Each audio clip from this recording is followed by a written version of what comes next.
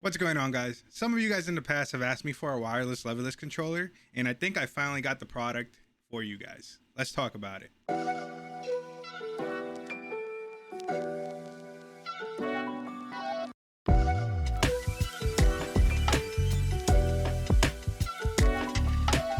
Alright guys, so here we have the QRD Maestro S3. This is an all-button leverless controller. As the name states, this is from the company QRD. They've actually been making Nintendo Switch and PS4 controllers for quite a while. This is their latest entry into the leverless controller market, currently retailing for $169.99. But right now they're having a mid-year sale where you get 15% off, so make sure you guys take advantage of that. I believe that expires on July 18th.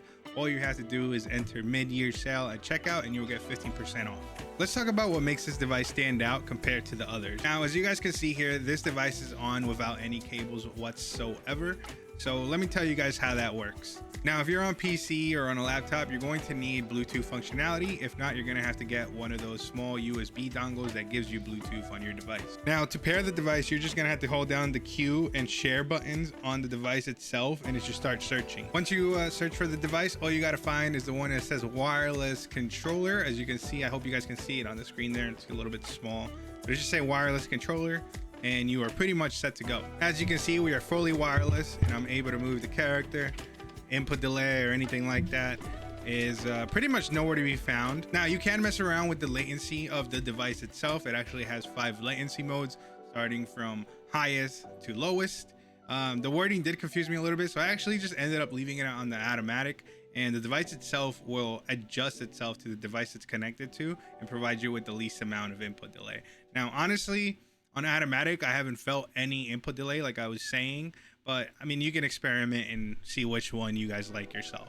Besides, if you're looking to get really competitive or go to a tournament, you're gonna have to use it wired anyways, because at local events and stuff like that, you're not allowed to use a wireless device due to the fact that it can interfere with one of the other consoles or devices there. When it comes to the PS5 and PS4 functionality, it's a little bit different, but still very simple. I have this cable here that's going to my PS5, or if you're on PS4, your PS4, it's off the screen, but don't worry. All you got to do is plug it in once, make sure it's off, plug it in once, you press the Q button to turn it on, you let it connect, you can see it's working, and then you can unplug it, and it should still be connected. So unplugged, no wires, nothing. Okay, and it is working on my PS5. Now, like I said, there's to an extent, this is emulating a DualShock 4.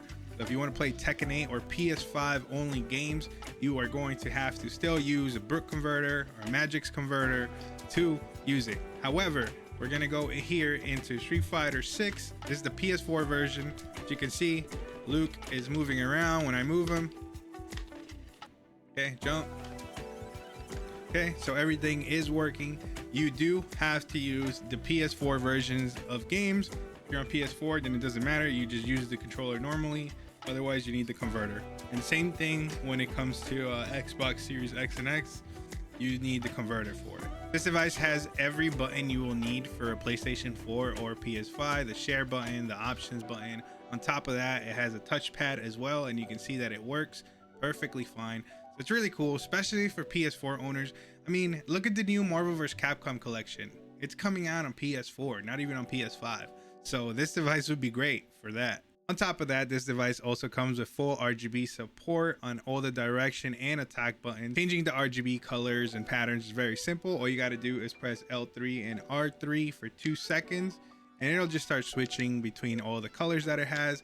You can even turn off the RGB completely, which might save you some battery life. Speaking of battery life, this device can actually be used continuously for up to 8 hours. Like I said, if you turn off the RGB, you might get a little bit more juice out of it. It can hold the charge for about 30 days or so, and it has fast charging. It takes about 3 hours to fully charge back up.